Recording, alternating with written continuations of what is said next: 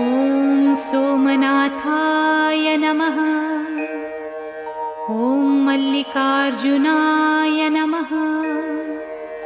ॐ महाकालेश्वराय नमः।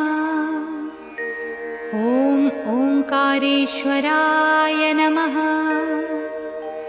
ॐ वैद्यनाथाय नमः।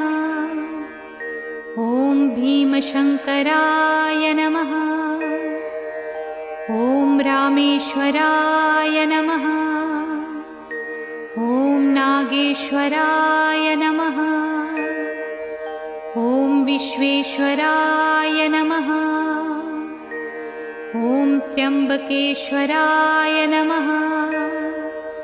ॐ केदारेश्वराय नमः। ॐ भुस्मेश्वराय नमः।